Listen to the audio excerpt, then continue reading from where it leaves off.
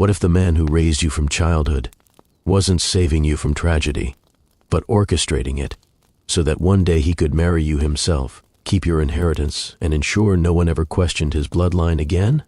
In the autumn of 1784, amid the endless green tobacco fields of Henrico County, Virginia Millhaven Plantation stood as a symbol of post-revolutionary triumph. To neighbors, merchants, and Richmond society, the Caldwells were everything a new republic should admire. Wealthy, devout, untouchable. Jonathan Caldwell, 44, had played the revolution like a chessboard: French gold, foreclosed land, quiet alliances. While other estates crumbled, Millhaven grew. Yet behind the white columns and polished silver lay a secret so calculated, so monstrous, that when it finally cracked open in the winter of 1789, 3 judges would recuse themselves in horror, and the truth would stay sealed in Richmond's courthouse basement for more than 2 centuries. The story begins not with a wedding announcement, but with a storm. Late November 1776, rain hammered the James River Road like divine wrath. A carriage overturned near Devil's Elbow, 2 miles from Millhaven's iron gates. Driver dead, gentleman and lady thrown, necks snapped. Inside the wreckage, 1 survivor, a girl 10 years old, thrown into the brush, shivering, asking for Uncle Thomas. Overseer Samuel Brigham found her first. He carried her to Jonathan. The child's name was Abigail Hartwell. Chestnut hair, dark eyes, delicate features that, once the mud was washed away, struck Jonathan like a ghost wearing his late wife's face. Catherine, dead 9 months earlier in childbirth. Catherine, whose Harrison blood and Harrison land had elevated the Caldwell name. Catherine, whose death had left him heirless and increasingly consumed by legacy. Jonathan's first words were gentle. "You're safe now, child." Dry clothes, warm broth, a bed in the guest wing. His second thoughts were colder. He wrote no letters to Norfolk, sent no riders to trace the Hartwells. Instead, he met Brigham in the wine cellar that same night. What was said was never recorded, but the next morning, the carriage wreckage had been burned to ash, the horses sold in Petersburg under false markings, and the gold coins the Hartwells carried quietly added to Millhaven's strongbox. Jonathan then summoned Cornelius Vance, his Richmond lawyer. Vance was small, precise, and understood silence better than scripture. Together they forged the first lie. Guardianship papers. Jonathan presented himself as Abigail's distant cousin, once removed through Catherine's Harrison line. The documents were flawless, backdated letters, a fabricated dying wish from a fictional uncle. The county clerk, drowning in post-war chaos, signed without question. Abigail became Elizabeth Caldwell, legally his daughter, heir presumptive to Millhaven. For 13 years, Jonathan raised her with surgical precision. French tutors, Latin lessons, piano, household management, social graces. She was educated far beyond most planter daughters, because Jonathan needed her intelligent enough to understand property, loyal enough to obey without question, and beautiful enough to carry the Caldwell name forward in the only way he now believed possible. He never touched her. That would have ruined the plan. Instead, he shaped her mind. Stories of Caldwell ancestors who made difficult choices to preserve the line. Biblical tales of patriarchs with complex households. Lectures on the sacred duty of blood and land. By 16, she called him father without hesitation. By 18, she believed Millhaven's survival depended on her. In the spring of 1789, Jonathan announced her betrothal to a cousin in the Shenandoah Valley, another Jonathan Caldwell, a tobacco man of good standing. The marriage would unite 2 branches of the family, consolidate land, secure the legacy. The wedding would be private. War had scattered kin, travel was still dangerous, and Abigail's orphan status made a grand affair unseemly. Elizabeth tried to feel joy. She had been taught duty above desire, yet something felt wrong. No letters arrived from the groom's family. No portrait was sent. When she asked to correspond, Jonathan said the cousin was traveling west on business and preferred traditional restraint. When she asked to read the marriage contract, Jonathan and Vance assured her the language was too complex for a lady. Her signature was merely formality. One night in October, she could not sleep. She slipped into Jonathan's study to borrow a book and saw him before a mirror, adjusting his hair and cravat to match a miniature portrait on the desk. The same portrait he had shown her months earlier. The same face. Her intended groom was Jonathan himself. She fled silently, heart hammering. Back in her room, she pieced together the horror. No cousin existed. The adoption made her his legal daughter and heir. The marriage would make her his wife, keeping Millhaven intact, children legitimate, bloodline pure, all under the fiction of a distant relative. Worse, she found letters never sent, inquiries about her parents' fate, forged replies claiming Uncle Thomas died of fever, financial records of payments to Brigham for services on the Richmond Road, and worst of all, notes in Jonathan's hand detailing how he would consummate the marriage, produce heirs, and present them to society as a normal union. Elizabeth understood then. Her parents had not died in an accident. They had been murdered, and she had been stolen, not rescued. Elizabeth did not scream. She did not run to the kitchens or pound on doors. She closed the study door silently behind her, walked back to her room with measured steps, and sat on the edge of her bed until the shaking stopped. Panic would get her killed. Knowledge would keep her alive. She had 13 years of Jonathan's education to draw on, logic, observation, the quiet art of reading people and ledgers. If she was going to survive this, she would use every lesson he had taught her. Against him, the first truth was simple. She had no allies inside Millhaven. Martha loved her like a daughter. But Martha's loyalty was to the house first, Jonathan second. Brigham was Jonathan's creature, paid in gold and silence. The other slaves feared him too much to risk anything. The tutor, Miss Fenwick, had been hired for obedience, not courage. And the neighbors? They dined at Jonathan's table, borrowed from his bank, envied his success. They would believe him before they believed an hysterical girl claiming her father planned to wed her. She needed proof, undeniable proof, something that could not be dismissed as delusion or forgery. Over the next 2 weeks, she moved like a ghost through Millhaven. She learned the rhythm of Jonathan's days, dawn inspections with Brigham, mid-morning correspondence in the study, afternoons riding the fields, evenings with brandy and maps. She memorized the servants' routines, the times doors were left unlocked, the hours when Jonathan left the house entirely. She began with the study. Jonathan kept the key on a silver chain around his neck, but he removed it when he bathed or changed for dinner. Elizabeth waited for one such evening, November 8th, when he rode to Richmond for a meeting with Vance. She slipped into the study just after dusk, heart pounding so loud she feared the house would hear it. The locked drawer yielded to a hairpin and patience, skills she had learned watching Martha repair cabinet locks. Inside, everything she had feared, and more. The miniature portrait of her intended, now clearly a recent commission, the paint still faintly tacky. Letters never posted, addressed to Norfolk authorities, inquiring about the Hartwells. Forged replies claiming Uncle Thomas died of fever in Kentucky.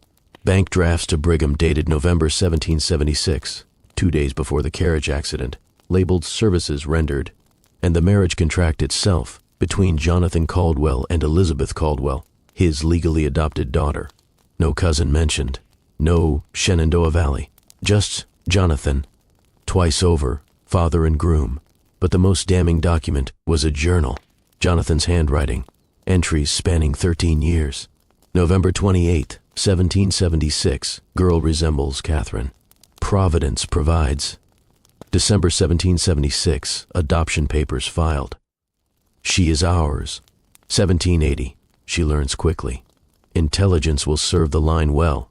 1785, she calls me father without prompting. Loyalty is forming. 1788, she will be ready at 18. The union will secure everything. 1789, Vance preparing final contract. Ceremony private. Society will accept. Wealth silences questions. Elizabeth copied every page. Her hands shook so badly the ink smeared, but she kept going. When she finished, she replaced the originals exactly as found, locked the drawer, slipped back to her room before the household stirred. She had evidence now, but evidence alone would not save her. Jonathan's word carried more weight than hers. In any Virginia court, she needed a witness, whose testimony no one could ignore. Reverend Thomas Hartley, the traveling minister, had arrived 3 days earlier, seeking shelter from rain. He had stayed longer than planned. Jonathan was hospitable to clergy, especially those who might mention Millhaven favorably in Richmond pulpits. Hartley was 50, gray-haired, gentle-eyed, and carried letters of introduction from parishes across the Commonwealth. Most importantly, he had known the Hartwells in Norfolk. He had baptized Elizabeth as a baby. He had preached at her parents' funeral, before Jonathan ever claimed her. During dinner the previous night, Hartley had spoken warmly of William and Margaret Hartwell. Good people, faithful. They often spoke of their daughter Elizabeth, bright as a candle. I still pray for word of her fate. Jonathan had smiled thinly. Tragedies happen on these roads. God's will. Elizabeth had kept her face neutral, but her mind had locked on one detail. Hartley had known her parents. He could verify her identity, and he carried moral authority. No magistrate could easily dismiss. She needed to speak to him alone. The opportunity came on November 12th. Jonathan rode out to inspect the lower fields. Hartley was in the parlor, reading scripture by the fire. Elizabeth entered quietly, closing the door behind her. "Reverend," she said, voice low, "I need your help, and I need it now." He looked up, surprised but kind. "What troubles you, child?" She did not waste time. She told him everything. The carriage accident, Jonathan's rescue, the adoption, the forged documents, the portrait, the marriage plan. She showed him the copied pages she had hidden in her bodice. Her hands trembled as she handed them over. Hartley read in silence. His face paled. When he finished, he looked at her with something like awe. "Oh my God," he whispered. "This is monstrous." "You knew my parents," Elizabeth said. "You baptized me. You can swear I am who I say I am. If you take these papers to Richmond, to the governor, the courts, people will listen to you." Hartley closed his eyes. "If what you say is true, and I believe it is, Jonathan Caldwell is a murderer and worse. But he is also powerful, connected. If we fail—" "We will not fail," Elizabeth said, surprised by her own certainty. "Because if we do, I will be his wife in 12 days, and I will bear his children. I will not let that happen." Hartley nodded slowly. "I will ride to Richmond at first light tomorrow. I know men there, judges, clerks, men of conscience. I will take these copies and my testimony, but you must be safe until then." "I will be," she said. "I've survived 13 years. I can survive 12 more days." Hartley left the next morning before dawn, carrying the papers hidden in his saddlebag. Elizabeth watched from her window as he disappeared down the road. Then she returned to her routine: breakfast with Jonathan, lessons with Miss Fenwick, evening prayers. She smiled. She obeyed. She waited. But Jonathan was no fool. He had built his empire on noticing details others missed. On November 14th, the day before the wedding, he summoned her to the study. He held a single sheet of paper. A letter from Reverend Hartley, addressed to the governor, intercepted by Brigham before it reached Richmond. Jonathan closed the door, locked it. "Elizabeth," he said softly, "we need to talk." Elizabeth spent the night of November 14th in perfect stillness. She did not cry. She did not pace. She sat at her dressing table, brushing her hair 100 strokes as she had done every night since childhood, while her mind raced through every possible outcome of tomorrow. Jonathan knew she knew. The intercepted letter proved it. Reverend Hartley's words, carefully copied, sealed with wax, addressed to the governor, had never left Millhaven. Brigham had ridden out at first light and returned before noon with the document in hand. Jonathan had not confronted her immediately. That was worse. Silence from him meant calculation. He was deciding how to contain her. She had hidden her copies of the journal pages inside the lining of her hope chest, beneath the wedding gown Jonathan had ordered made from Catherine's preserved silk. If he searched her room tonight, he would find nothing. If he searched tomorrow, it might be too late. At dawn she rose, dressed in her plainest muslin, and went downstairs as if nothing had changed. Jonathan was already in the dining room, reading the latest Richmond Gazette over coffee.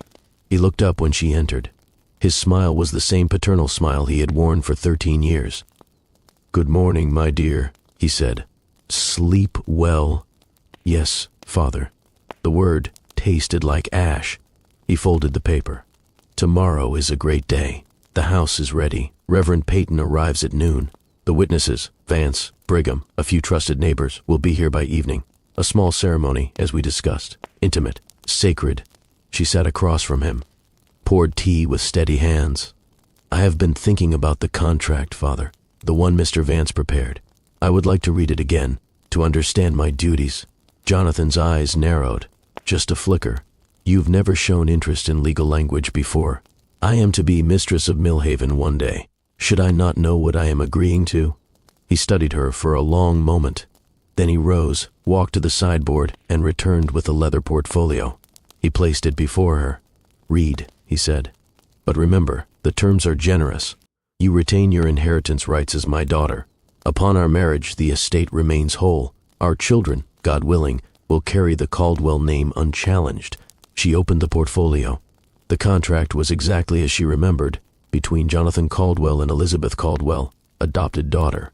No mention of any cousin, no Shenandoah Valley. The language was cold, precise, final. She read slowly, turning pages, letting silence stretch. When she reached the final clause, the wife shall bear children to secure the line, she looked up. This says I am to remain your daughter, even after marriage. Jonathan's voice was gentle, almost kind. Legally, yes, it protects you, ensures your position. No one can challenge your status as heir, or our children's legitimacy. She closed the portfolio. And if I refuse? His smile never wavered. You will not. You understand duty, legacy, family. She stood. I understand many things now. He watched her leave the room. She felt his eyes on her back like a blade. She had less than 24 hours. She spent the day in preparation, not for the wedding, but for exposure. She spoke briefly to Martha in the kitchen. If anything happens tomorrow, if I am taken ill, send for Reverend Peyton immediately. Tell no one else. Martha's eyes widened. Miss Elizabeth? Just promise me. Martha nodded slowly. I promise. She found Brigham in the stables. He was currying a horse, whistling softly. When he saw her, the whistle stopped. Mr. Brigham, she said, you have served my father many years. 13. Miss, you were with him the night of the accident, the Hartwells. His hands stilled on the brush.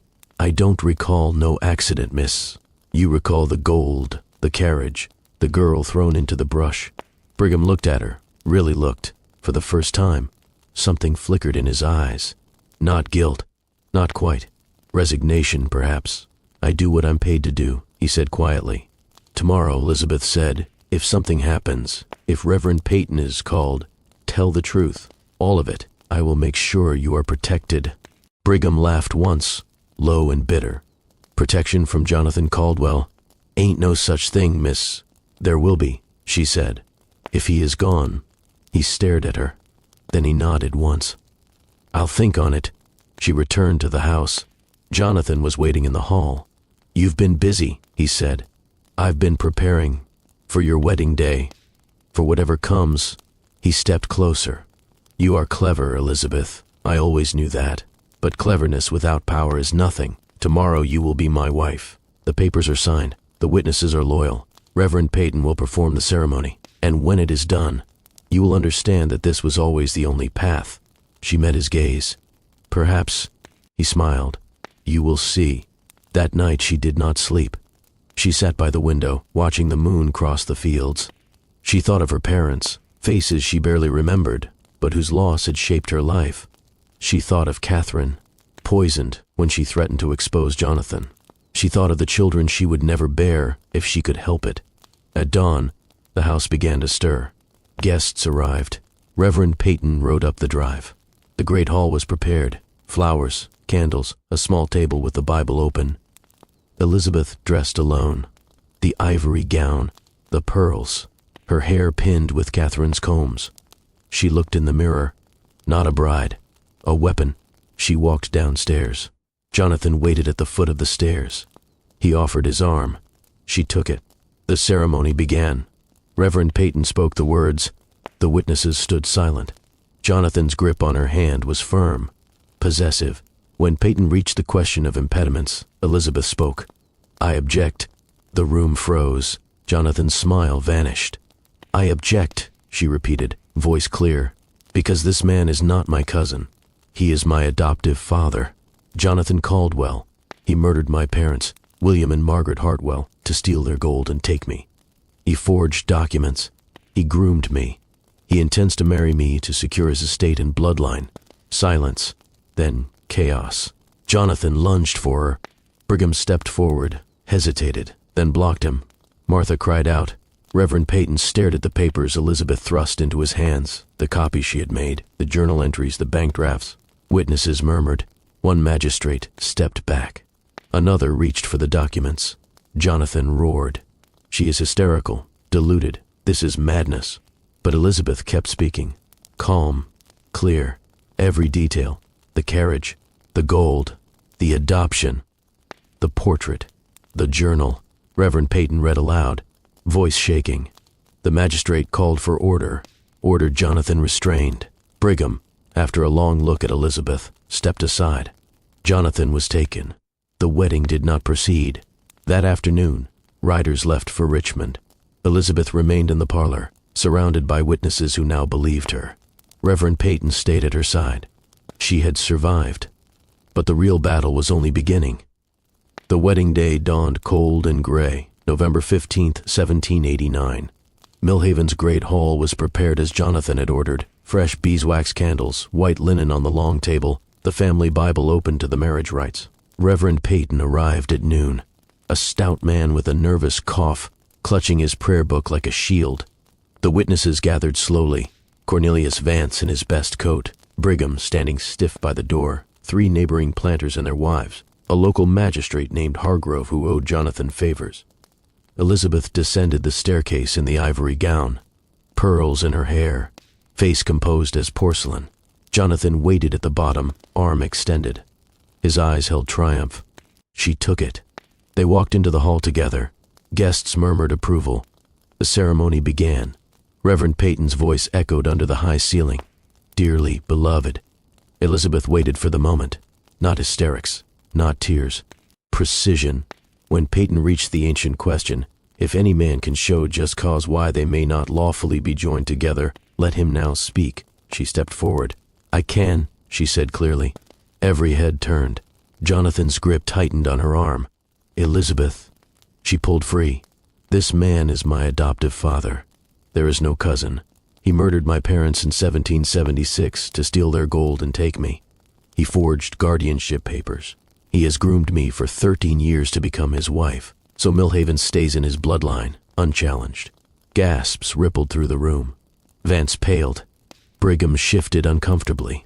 Jonathan laughed, cold, controlled. She is unwell, bridal nerves, a touch of fever. Gentlemen, you know how young women...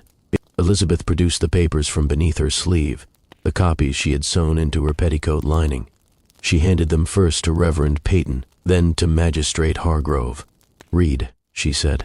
In his own hand, Peyton's face drained of color as he scanned the journal entries, the forged letters, the bank drafts to Brigham. Hargrove's jaw tightened. Jonathan lunged for the papers. Brigham caught his arm, hesitated, then held him back. The room erupted. Lies. Jonathan roared. Fabrications. She is mad. But Hargrove was already reading aloud, the entry about the providence of finding a child who resembled Catherine, the payment to Brigham for services on the Richmond road, the detailed plan for the marriage and heirs. Vance tried to slip toward the door. A planter blocked him. Reverend Peyton closed the Bible. This ceremony cannot proceed. Jonathan struggled against Brigham's grip. You traitor. Brigham's voice was low. I took your gold, sir, but I won't hang for it.